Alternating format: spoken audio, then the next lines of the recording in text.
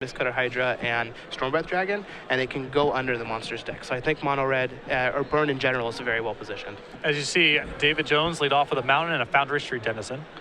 The old Ravnica block constructed, playable there. And a Temple of Enlightenment from David Vo. Second turn here, we see David with a Rakdos Cackler and another Foundry Street Denizen. So that's going to get in for 3 with 2 triggers. So we see here, this is just one of the very aggressive starts that we can get from these mono red decks. It puts a lot of pressure on like the the control strategies. When your opponent's wanting to get to 7 to 10 lands to cast Sphinx's Revelation, just playing a bunch of 1-mana guys and doing a bunch of damage early is gonna put them on the hot seat. And not a strategy we've seen much of in Standard lately. Absolutely. A lot of people kind of shied away from it when Mono Black Devotion was just making a tear. These decks really can't beat an opponent who can cast Freakus Cure, but now that nobody's playing Freakus Cure, they're just free to run rampant. So David Vo with an untapped Watery Grave and a passing of the turn, potentially signaling Azorius Charm. So the spells he has to worry about here is Azorius Charm, Devour Flesh, even something like a Syncopate, but it looks like the Phoenix is going to resolve, so we're probably going to see a removal spell. And you see Devour Flesh here. David decides to remove the Rakdos Cackler. It's interesting that he does that, because now he's leaving himself open to like a Detention Sphere on the Foundry Street Denizens, but it also makes it so that he has to continue to play creatures to make those denizens do more damage than what a Rakdos Cackler would do by himself. So potentially even playing into something like Supreme Verdict as well. Absolutely. If he were to sacrifice a denizen there and keep the Cackler, he's representing 5 damage a turn in play without having to further anything into the board. But it looks like his hand is just jam-packed with Chandra's Phoenixes, so he's just going to cast them anyways. Another untapped Watery Grave here for David. And an Elixir of Immortality. So that's going to put him effectively at 12 life, but with another Phoenix here, that's going to do 8 points of damage, which is a lot. So David with an Ash Zealot and a Chandra's Phoenix in hand, contemplating how he wants to handle this. It's interesting that he goes with the Zealot here as opposed to the Phoenix. I imagine the reason you would do that is to try and play around something like Detention Sphere, but if that was on his mind, I imagine he wouldn't have kept the double Foundry Street Denizen. So I'm wondering if it would have been better just to play the Chandra's Phoenix and get it in play right away. He is potentially willing to induce a Detention Sphere on the Foundry Street Denizens to free up his 2 Phoenixes. That's true. But I do agree that there is some possible inconsistencies with his line of play here. I also like playing a Phoenix better than a Zealot here, because best case scenario for David Vo would be to untap and play Supreme Verdict, and for David Jones, then he would be able to do something like Lightning Strike and be able to play his Ash Zealot, since I imagine he has plenty of 2-mana spells here that he can combo with that Ash Zealot. Yeah, certainly mana efficiency at a premium in a spot like this, but apparently no such answer for David Vo, and David Jones quickly up a game with Mono Red. We're going to head to the sideboard here, and you have David Jones's Mono Red sideboard in front of you. Yeah, so it looks like we have 4 Skullcrack and 2 Chandra would be my guess to come in. It's also interesting to note here that David actually has 12 cards in his sideboard. So with the new sideboarding rule, you have to have between 0 and 15, no longer 0 or 15. So he figured, I only need 12 to go 7-0. A Mono Red player after my own heart, certainly. So I definitely expect to see the Skullcracks come in, potentially Chandra Pyromaster. But I feel like 100% we want to get some Skullcracks in there, and I probably would look at cutting something like Firefish Striker, since I don't imagine David Vo is going to have many things in play that will be blocking. Yeah, I also like Chandra Pyromancer alongside Skullcrack, because that gives you the additional angle of being able to plus Chandra and potentially getting into the ultimate as well. When we see Chandra in green-red monsters list, for example, it's basically just there to draw an additional card every turn. The ultimate really isn't a threat, but in mono-red lists or in red-white burn lists that we've seen, the ultimate's a real thing. Absolutely. And on the other side of the table, David Vo playing Esper has a Ratchet Bomb, 3 copies of Blood Baron of Vizkopa, a Supreme Verdict, a Dispel, 2 Renounce the Guilds, 2 Negates, 4 Thoughtseizes, and a Pithing Needle. Outside of the 4 Thoughtseizes and the Pithing Needle, there's actually an argument for any of the cards that appear in David's sideboard here. I imagine we'll see the Ratchet Bomb. Blood Baron of Vizkopa is often a guessing game between does he have Byzia Mortars or not. Blood Baron's, it's really bad for it to get Mortars, but the games where Mortars isn't involved, Blood Baron can win on its own. Additional copy of the Supreme Verdict seems valuable. Dispel, again, the mono red list is probably sideboarding the Skullcrack, has additional burn spells like Shock and Lightning Strikes. Renounce the Guild's not known for being at its best here, but you do see Rakdos Cackler, there's potentially Boros Reckoners and Frostburn Weirds in certain lists as well, so that might come in. And 2 negates additional anti-spell and anti-planeswalker measures. So David with a lot of options here. A lot of this depends on what's going on in his main deck. It's fairly efficient overall, I would say. He probably wants to remove the Aetherling. It's a little bit on the slow side. The additional copy of his one copy of Fated Retribution, rather, probably also a little too slow for this matchup. So usually for these Esper lists, in my opinion, it's a lot about what inefficient cards you have in your main deck and then bring in as appropriate.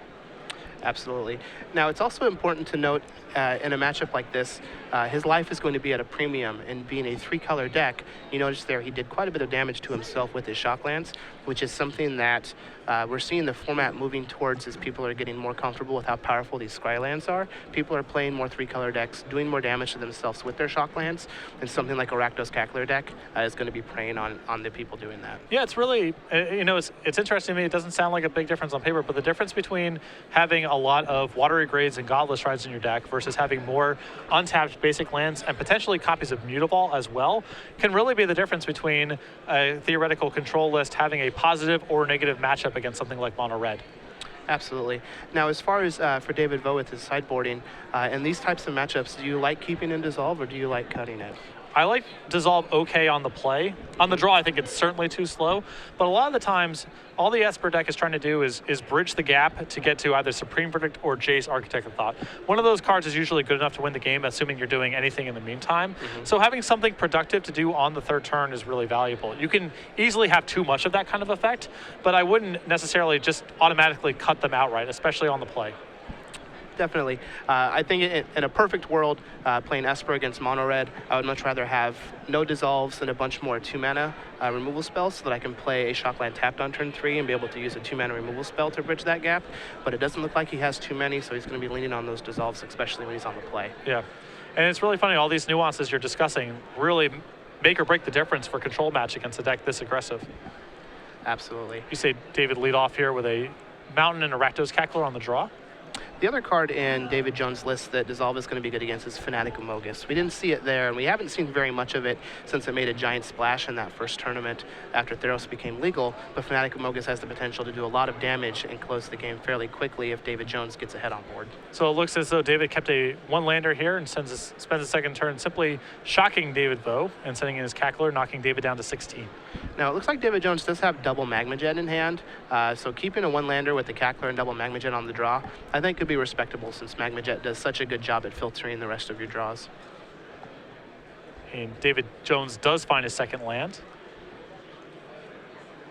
Now, it's interesting that David Vo shocked himself there to play his land untapped, but he doesn't have 2 blue mana, so he obviously doesn't have a Dissolve. I imagine it's for a Hero's Downfall.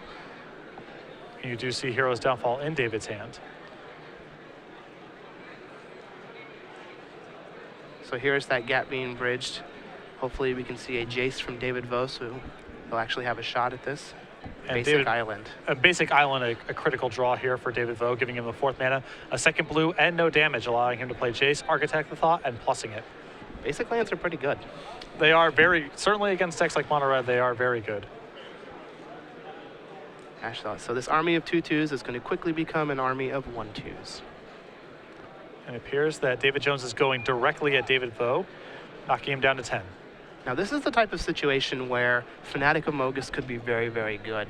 David is going to feel comfortable sitting behind this Jace. There might even be a chance where he tries to, do something else other than cast a Supreme Verdict, because the Jace is effectively controlling David Jones's board, and Fanatic Amogus is going to be able to put in some work. So you see David Vo minus his Jace here, reveal Elspeth Sun's Champion, a Temple of Deceit, and a Supreme Verdict. And David Jones with a very quick split, putting Supreme Verdict by itself. Yeah, so I imagine David Vo is going to take that Supreme Verdict. From the looks of his hand, it looks like he does have a Blood Baron of Viscopa. So my guess is that he -2'd on the Jace to try and find an untapped land to slam that Blood Baron into play and stabilize the board. But this Supreme Verdict is basically going to do the same thing. So David Vo takes the Supreme Verdict and casts it. Jones with no response, and David Vo with an empty board at 10 life. So a Changer's Phoenix would be very good here for David Jones, but it looks like we've just got a Magma Jet.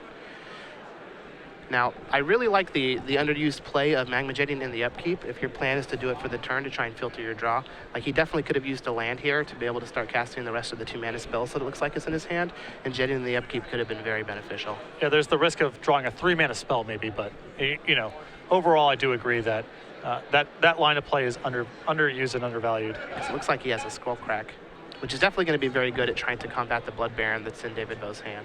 So another minus here from Chase Architect of Thought reveals a Temple of Silence, a Hero's Downfall, and a Watery Grave. So I definitely think that I would have put the Downfall with the Temple of Silence as opposed to the Watery Grave. I know that this is David Jones' first open, so there's a chance that he doesn't have Blood Baron of Vizkopa on the mind from David Vo, but you have to think that Blood Baron has to be somewhere in this. David Vo taking a risk here, plays his Watery Grave untap and drops to 6, plays Blood Baron. So he's just dead to a land and 2 lightning strikes. Skullcrack's in hand as well for David Jones. Now, Skullcrack is actually very good against Blood Baron of Vizkopa, as it gives you the ability to cast it during the combat step and stops them from gaining the life, which we're going to see here.